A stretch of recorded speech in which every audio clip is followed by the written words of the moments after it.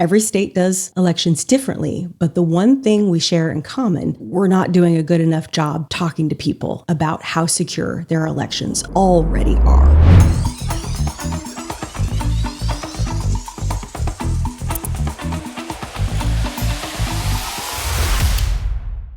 Ladies and gentlemen, welcome to The Informed Citizen, where we discuss the biggest problems of our time with the experts and visionaries trying to solve them. This show is for the game changers, the world shapers who believe that to solve hard problems, we must be informed. I'm your host, Philip Lindholm, and I'm thankful to say the show is produced in partnership with Terry Wise & Associates, the premier real estate firm in the Northwest that believes expertise matters. Our expert today is Linda Farmer, here to talk about elections. As auditor for Pierce County, Washington, Linda is responsible for overseeing elections for more than 500,000 voters. She leads a team of 60 people in this role and has held other senior leadership positions with the Washington State Department of Enterprise Services and various other public and private organizations.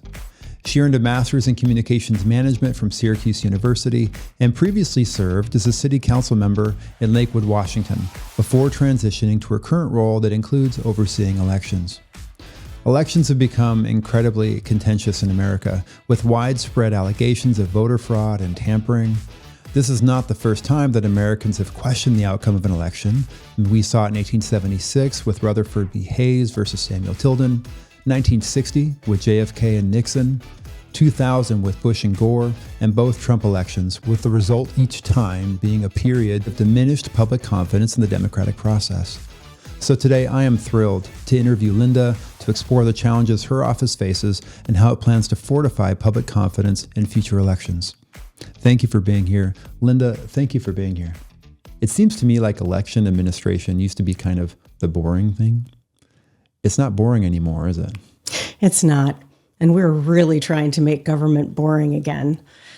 The whole idea of elections as elections administration as a partisan thing is kind of crazy, because while politics and campaigning and running for office can be partisan, elections administration is not. We're ministerial, and we want to make sure that your vote counts, and it counts securely and timely. Yeah, and I think it's really important that folks know how much attention is being paid to making sure these processes are good. So walk me through it. If I drop off my ballot in the ballot box, what happens next? I love that you started with the ballot drop box. We have 51 ballot drop boxes around the county, and it's a good guess that any of those might be about 2 miles from your house. In fact, I know that you have one within 2 miles of your house here. The process starts with our team in teams of 2, picking up those ballots from the drop boxes every single day in a big election like this. And so we send them out. They have GPS trackers with them, and they pull the ballots out of the big drop boxes, and they put them into smaller custom designed totes, which they seal up with zip ties, and they sign an oath that they haven't been tampered with. They pick up several drop boxes and then come back to our office. And so once any of the ballots from those runs comes back to our office, then they're sorted into just the same facing direction, because we run them on a mail sorter. It's actually used also in post offices. It's mail sorting equipment, so we can process things faster. And the machine takes a picture of the front of the ballot, which captures your name, address, your signature, and then we check to make sure that everything is as it should be. The machine is calibrated to know the exact weight of the ballot and the secrecy envelope and the envelope that it comes in. And so if anything is different, or if it's folded funny, the machine will kick that out. And so we can take special care. Those ballots go into a yellow coded bin, which tells us that they haven't been cleared yet. And then the signature verification process starts. And we use an automatic signature recognition program in Pierce County. We're actually the only county that uses that. It's the same program that's used in banks and has been used for decades. And so it allows us to check about 80% of the signatures, and the other 20, or anything that's questionable, are checked by teams of humans. So this wasn't always the case. We didn't always have GPS tracking or people signing O's when they were picking up ballots and things. How recent is this? Probably in the last 10 years or so. And was there a specific prompt for that? I mean, I know we had some challenging elections in 2016 and 2020. You're saying it was prior to that. A lot of the processes across the country, and they're all different. Every state does things differently. And when we moved to mail-in voting, Pierce County was the last county to go to mail-in voting in 2011. And we started learning more about what could be done to make the process faster and even more secure. Every single time we're looking at it to say, okay, how can we get better? How can we get faster? How can we be more productive? And so it's really become an actual industry. We have professional standards. We have workers who have gone to school to learn about elections law and elections administration. I myself have been in the certification process right now. And that really didn't exist 10 or 20 years ago. It was a different time and not as much technology or interest. Mm-hmm. And it seems like they're really trying to fill holes where there could be compromises or problems. Someone gets in and manipulates a ballot. So one question I had is on ballot harvesting. You know, it's a common practice in campaigns to go out and harvest ballots, which is to go and get someone's ballot and basically deliver it for them, thinking that they're probably voting on your side. Is ballot harvesting a problematic part of the process? Should it be legal? It is not illegal to turn in somebody else's ballot. You probably want to be careful who you're giving your ballot to, because unless you put it in an official drop box or put it in the mail, you can't be guaranteed that it will get to our office and we can process it. Do you think that's a helpful practice? I mean, we want people to vote. We want to hear their voice. Do we want people going out and getting other people's ballots? I am all for whatever helps boost participation and helps people come to the realization that the process is safe and secure. A meaningful segment of the population has lost trust in elections. Either at the national level or at the county level, they've lost trust. Do you feel that pressure? Absolutely. Absolutely. It is incredibly disheartening, the rumors and misinformation that are going around. Social media is a big problem, but people in their trusted networks are also having conversations where they might not have all of the information. I come from a long line of government jobs. I fell in love with government in the 90s, and I come from it from a communications perspective. And one of the things that I have noticed right away is that governments are terrible communicators, by and large. That's a blanket statement. But government could be better at communicating. And when people are more informed, they make better decisions. But government has to be structured to have those conversations, to make those connections. And so it's one of my lifelong goals, dreams, passions, is to connect people closer to their government, which is one of the reasons why I love this job. So we are working in the Pierce County Elections Office, in fact, the whole Auditor's Office, to staff up and to make more effort around connecting with folks. And so making sure that our almost 564,000 registered voters here in Pierce County know about the process. That takes time, effort, people. What do you think people don't know that they should about elections? So I always knew that I trusted the process, but I didn't know why. And then I started this job and went on a ride along with our teams out to the drop boxes. And so that we don't take anything for granted. Everything is carefully calculated. At every process of the way, they're sealing the boxes, they're signing oaths. Our teams of two that go out, sign their names multiple times, attesting that they're doing things the right way.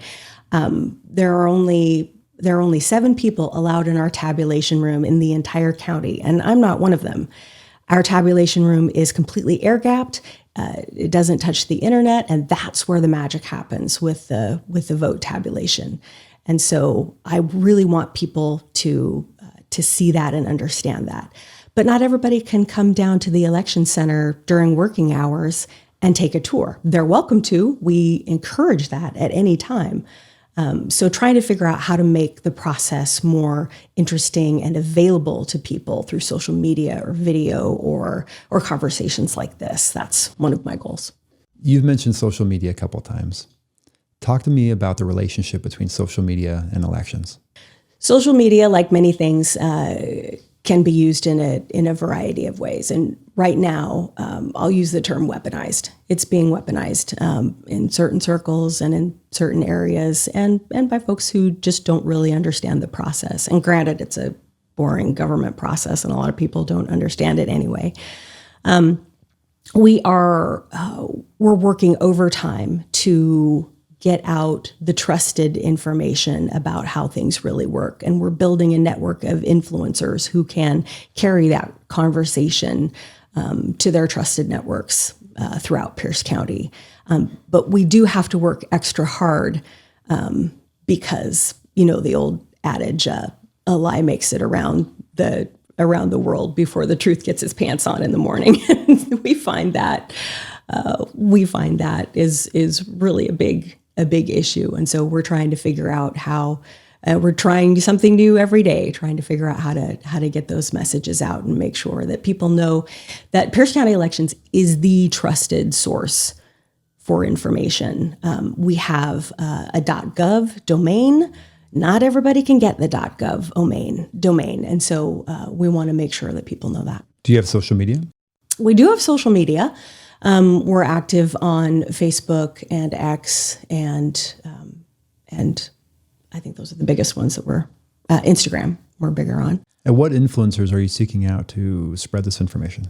Folks just like you, community leaders, folks who hold elected office, church leaders, anyone who has a group of followers. And this isn't necessarily about social media. These are folks that are trusted in their communities.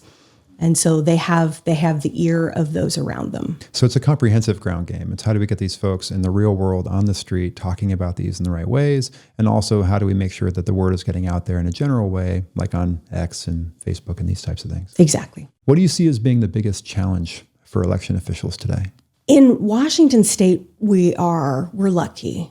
We're lucky that we have an overall general trusted vote by mail system. I am grateful that we're not plagued by some of the same issues that my colleagues across the country are. They're receiving death threats. Their election administration buildings are under siege in some cases, and things are not like that here. And we're working very hard to make sure that they don't.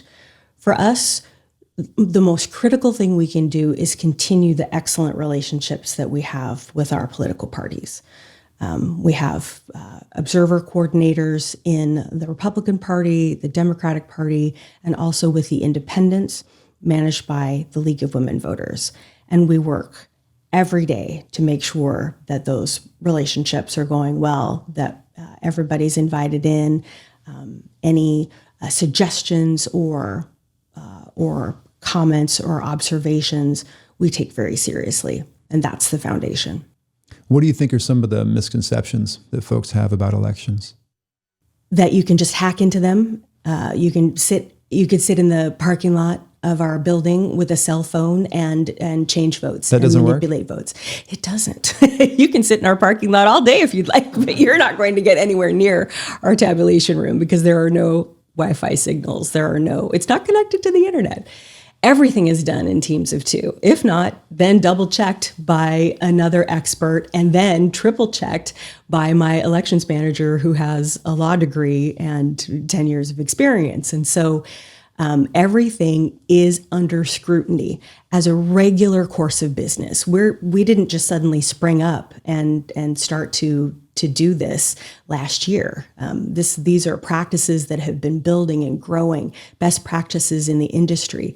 We go to conferences, we're learning, we're constantly trying to figure out how to make that connection stronger between the voter and how their ballots are processed. So you may not be able to sit in the parking lot and hack in with your phone, but cyber hacking is a concern, isn't it?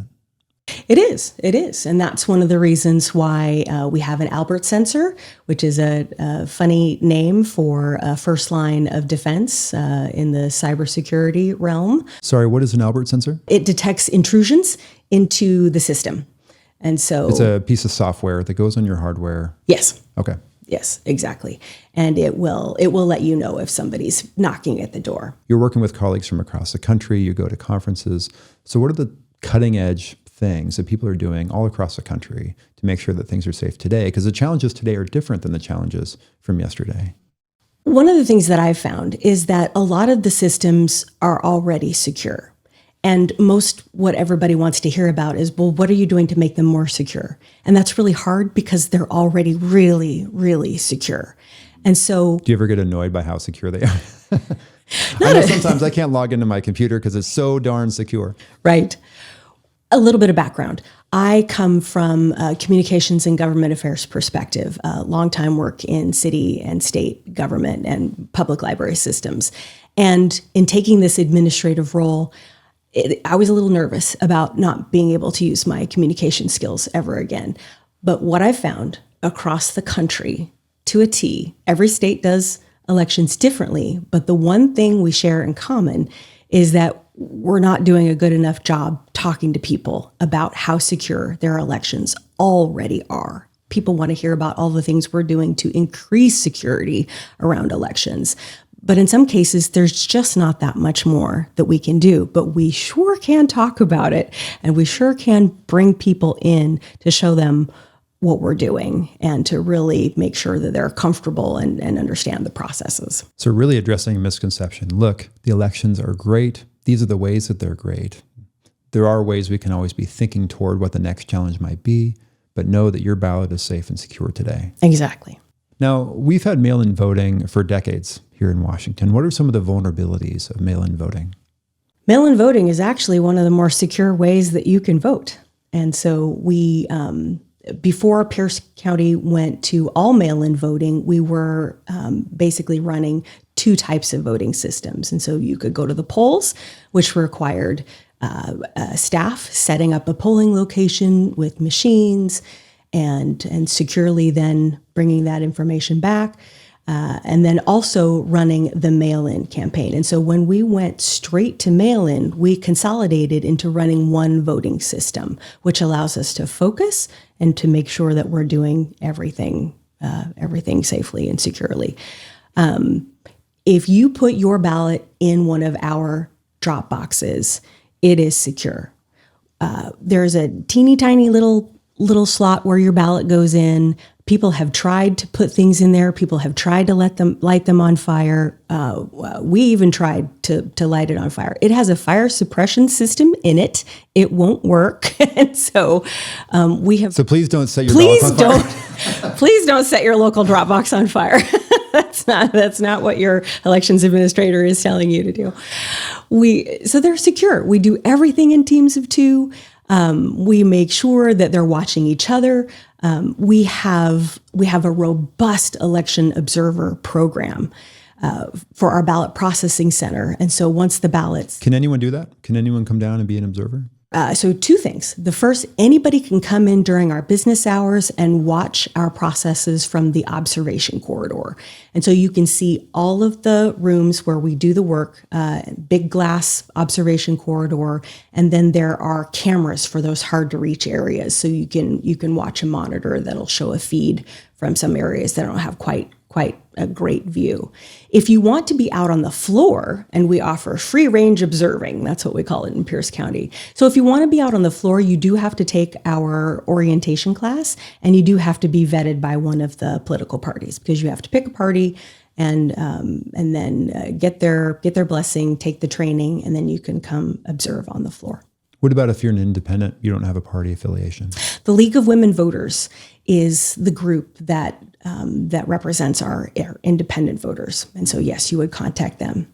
And so what about in the scenario where I think my wife is going to vote differently than I do? I'm going to take her ballot. I'm going to fill it out the way I think it should be filled out, and I'm going to sign it on her name. How does that get flagged? Oh, I love this question. So we Not that that's ever happened, of course. It actually happens all the time. And so people talk about rampant voter fraud by certain parts of the population, and it's actually usually somebody in the household, a very well-meaning member of the household who decides to Cares vote, about their country. cares about their country, cares about their wife or their husband's vote, or the kids have gone off to college, but hey, that ballot's just sitting there on the kitchen table. I wonder if anybody will ever know. Yeah. We know. And so we have our ballot processing system, which was new in 2017. Remember how I talked about earlier, we capture an image of the front of the ballot. So we have your signature this election, we have your signature last election, we have your signature from your voter registration days, we have your signature from the last time you interacted with the Department of Licensing. And so we have a record of your signature going back, and we have that household affiliation. And so we can say, hey, looks like Phil signed his wife's ballot because the signature, it may say her name, but it bears the characteristics of Phil's signature. Does that get invalidated then? What happens to that ballot? Oh, then we call you and, okay. and we say, this is what appears to have happened. Can you explain? And usually at that point, people fess up, and then we can issue a replacement ballot, and then they can sign, and then your wife could fill out her own ballot with her own signature. Now, that is illegal. Does anyone ever get prosecuted if they do this at scale? We don't find that people do this at scale. It tends to be few and far between. It does happen. We refer all of these to our prosecuting attorney's office, and it's up to them to decide if they want to take this forward. Those cases are typically very hard to prosecute. It's up to the prosecutor. We do run into a couple of situations of willful voting twice or voter fraud, and in those cases, we encourage the prosecuting attorney to take those up. But again, it's up to the prosecuting attorney. Now, one of the controversial things across the country, I don't know if it's as much local here, is whether or not we should require voter ID. Do we require voter ID here in Washington State? We require voter ID for you to be registered, and so you need to provide either your driver's license number, state ID, or the last four of your Social Security number. But once you're registered, no more ID. Correct. Is that how it works across the country? No. Tell me about that. Every state is different. I think I can keep saying that. It's just amazing to me. One of the biggest things that I learned when I started this job was how different every state does it. So there is no national standard. There is no national registered voter database. Sorry, let me stop you there. Is that a good thing? I would like for there to be one. That way it wouldn't necessarily be 50 states, 50 ways. It would be more helpful. Now, how some of these things get implemented at the federal level, it remains to be seen if that would be helpful. It'll be very interesting to me to see if the federal government's Real ID program, which has now been shifted to May of 2025, that could be a very good thing for voting in Washington State, because it would require everybody to get an enhanced driver's license. And you have to show proof of citizenship to get an enhanced driver's license. The law has recently changed in July of this year so that if you get an enhanced driver's license, you are automatically registered to vote. And then you can opt out if when you get your registered voter's card and you're like, hey, wait a minute, I don't remember registering to vote. I don't want to be, or for whatever reason, you can always opt out at that point. But you are now automatically registered to vote because we know that you are a citizen. Well, and this leads to another question I had about voter impersonation. You know, there have been allegations in past elections about people not being who they said they were, dead people voting. How do we guard against those types of things? We don't always know when people die in a timely manner, sometimes with the Social Security Administration, for example. So my staff physically scour 21 different funeral home sites on the internet. We're working every single day. People are like, you only have 4 elections a year? You must be sitting around. That's a great job. How do I get that job? Oh, we're busy all of the time, making sure that our voter rolls are clean And that's one of the ways that we're doing to make sure that that we don't have those types of situations. Now, I see voting as a community concern. Kind of, we're all in this together. We should be watching, making sure our partners know how to vote, that they're filling out their ballots if they can, all those things. What role do organizations or local businesses have, if any, in making sure we have good and fair and safe elections and getting out the vote? I think businesses, political organizations, community leaders, churches, anybody who cares about their community wants to make sure that more people are making those decisions. So the higher our turnout, the bigger the say in those choices for our elected officials. There are some groups who, just as a demographic, vote less than other groups. Is there anything we can be doing to get out the vote in those communities? There is a lot that we can do in those communities. And from my perspective, one of the things that we're hoping to do as the Pierce County Elections Department is to partner with groups that already have boots on the ground. I've been working with a state legislator who in her course of talking with her constituents in one of these lower voting areas has noticed that not everybody understands that you don't have to fill out all the parts of your ballot in order to turn it in. That's a very basic thing that we should be teaching in schools. We should be teaching that at the beginning of the voter process. We shouldn't be assuming that people understand how to fill out your ballot. And so those are things that we're working on and trying to get across. So how to vote does seem like a basic part of civics. Now, civics often isn't required to graduate high school. Should it be? I think it should. Absolutely. I mean, I'm going to sound like one of those get off my lawn people, but back in my day, we didn't get out of high school without civics. I've talked with multiple civics teachers across different school districts here in Pierce County, and they're eager for that kind of instruction in their classrooms. They often don't have the ability to do that, what with budgets being what they are and requirements being what they are. I've had experience in the past with governments working with school districts to help bring our programs into their classrooms so that so that the teachers aren't having to do all of the work. I've had 2 teachers reach out to me asking to come tour the election center as a part of the curriculum. That's great. And I am so excited about that. That's one of the things that we're really, really excited is igniting that high school vote. And most of them can be registered as a part of our future voter program, which allows for 16 and 17-year-olds to register. And then once they turn 18, they will be automatically sent a ballot. They don't have to come in. They don't have to re-register. They do need to let us know where they're living. That's one of the biggest things that we run across is honestly having the voter remember to tell us when they've moved. Particularly if they've moved out of state and they begin voting in another state or another jurisdiction. Would that automatically update if they update their license? We need to hear from the voter that they have moved. We will get notified that one of our voters appears to have voted in another state, and we will investigate that and make sure that they didn't vote twice. We will send them a letter and say, hey, it looks like you've moved to Ohio, and would you like to cancel your registration here? And then they need to fill out a form and send that back. What do you see as being some of the challenges on the horizon for election administration? Trust. And that is a big word, and it encompasses a lot of different things. It encompasses us making sure that we have physical security of our ballot processes here in Washington. That involves a mail-in process.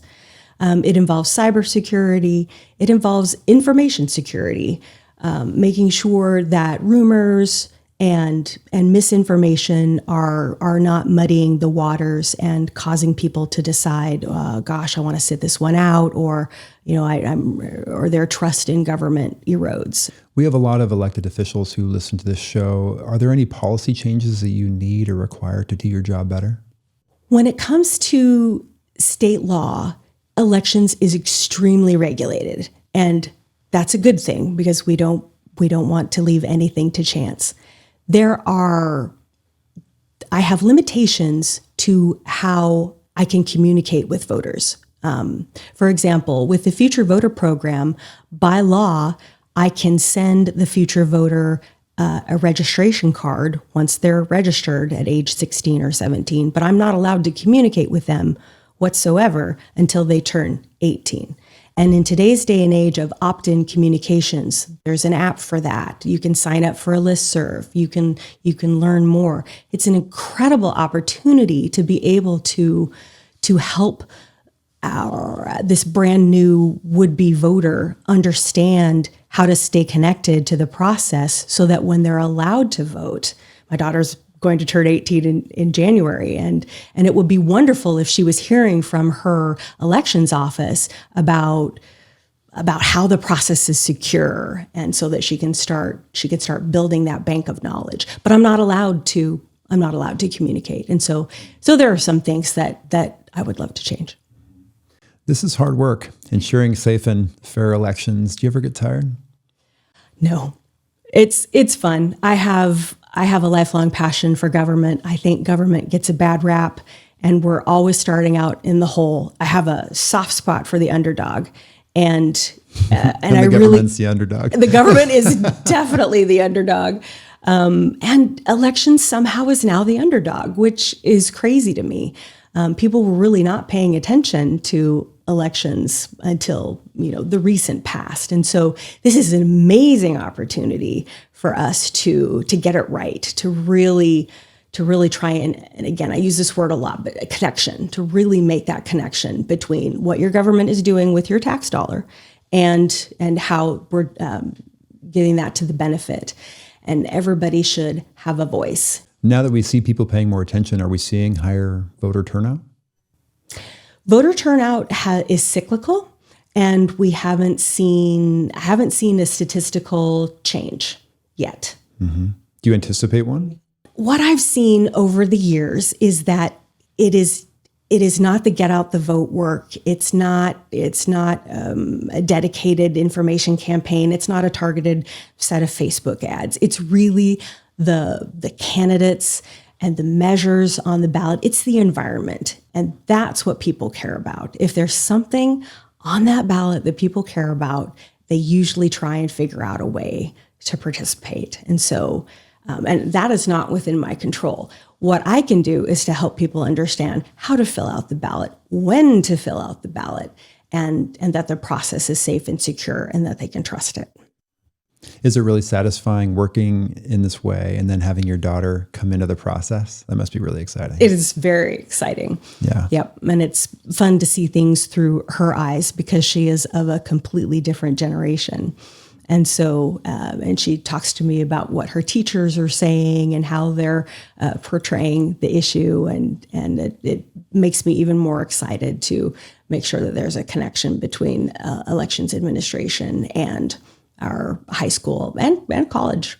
Well, thank you for everything you're doing. Please never retire. Where can people learn more about you and your work? PierceCountyElections.org is our website, and that leads over to our to the county's secure.gov site. So they can learn more about the auditor's office. We do more than just elections, but elections are one of our more exciting books of business. I love it. Well, if you're at home and you want to get involved, Linda's identified a number of different ways that you can connect with her office. Linda, thank you for being here. Thank you so much.